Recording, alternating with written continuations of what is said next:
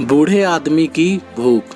5:30 बजे ऑफिस खत्म होने के बाद मैं सीधा घर नहीं गया था, क्योंकि मुझे मेरे दोस्त का फ़ोन आया था जिसने मुझे राजा रानी वाड़ा पाव की शॉप के सामने मलाड में रुकने के लिए कहा था।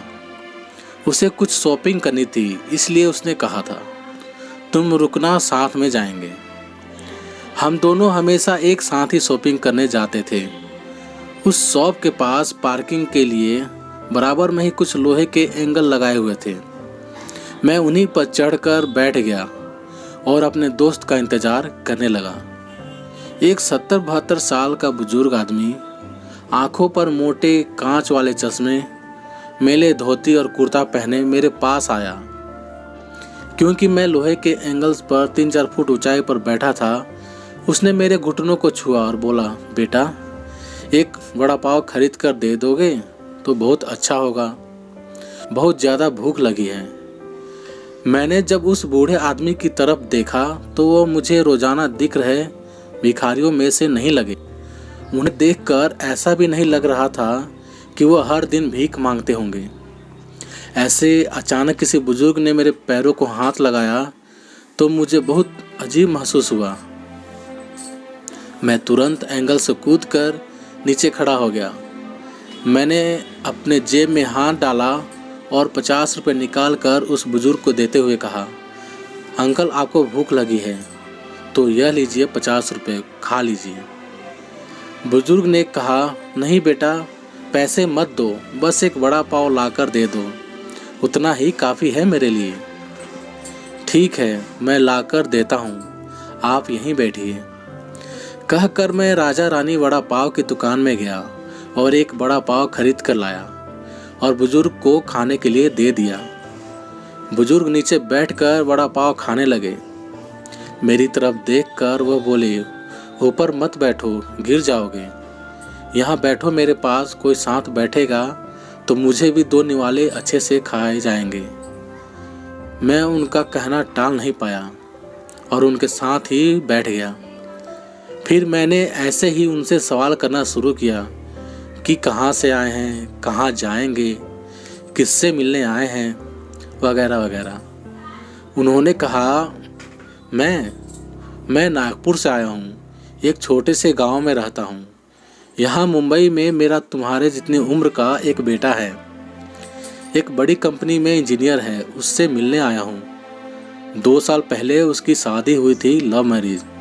बहू पढ़ी लिखी है, नए विचारों वाली। उसे सास ससुर यानी कि हम पति पत्नी गंवार लगते हैं, इसलिए हमारे साथ रहना उसे अच्छा नहीं लगता।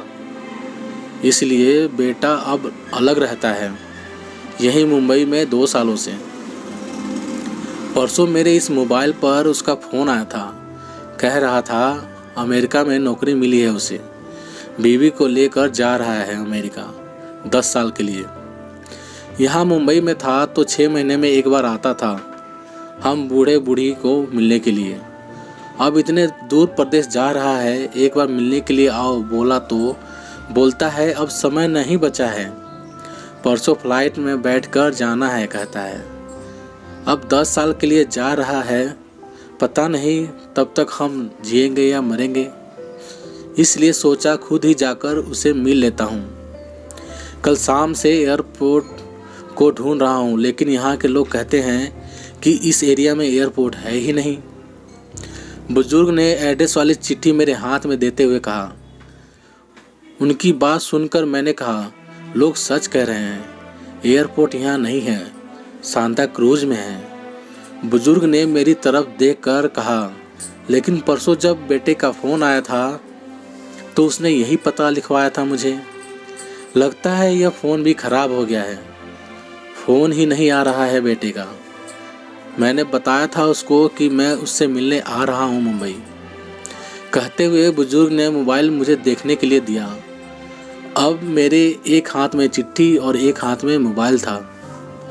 मैंने मोबाइल का बटन दबाकर देखा, मोबाइल अच्छे से चल रहा था और मोबाइल में नेटवर्क भी पूरी तरह से आ रहा था। मैंने उनसे पूछा, आपने नहीं लगा के देखा फ़ोन बेटे को? मुझे कहाँ लगाने आता है बेटा फ़ोन, कोई फ़ोन करता है तो उठा लेता हूँ बस।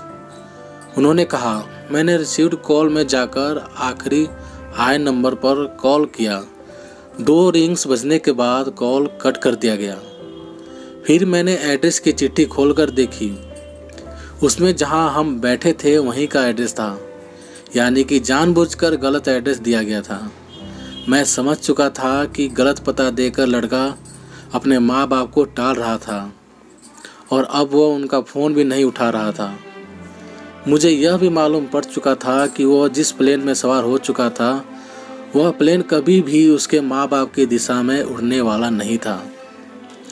तब तक मेरा दोस्त वहाँ आया और बोला, चलो शॉपिंग करने चलते हैं। मैंने उसे 2 मिनट रुकने के लिए कहा और मैं बुजुर्ग की तरफ देखकर सोच में पड़ गया। मैं समझ नहीं पा रहा था कि अपने बेटे की तरफ से होने वाली धोखेबाजी को यह बुजुर्ग समझ नहीं पा रहे थे या फिर खुद का बच्चा उनके साथ ऐसा व्यवहार कर सकता है, यह वो स्वीकार नहीं कर पा रहे थे। मैं बुजुर्ग से बोला, अब तक तो आपका बेटा जिस प्लेन में बैठा है वह उड़ चुका होगा। मुझे नहीं लगता कि अब आपकी उससे मुलाकात हो पाएगी, इसलिए अच्छा यही होगा कि आप वापस अपने घर लौट जाएं और आंटी भी आपका इंतज़ार करती होगी। मेरी बात सुनते ही अगले ही क्षण उनकी आंख भर आई। आंसू भरी आंखों से वो मेरी तरफ देखने लगे। घर जाने के लिए भाड़े के पैसे देते हुए मैंने उनके हाथों पर हाथ रखा और पूछा, अंकल मैं कब से आपको हाथों में ये डब्बा देख रहा हूँ, क्या है इस डब्बे में? मोतीचूर के लड्डू हैं, मेरे बेटे के पसंद के, उसकी माँ ने भेजे हैं उसके लिए खुद बनाकर।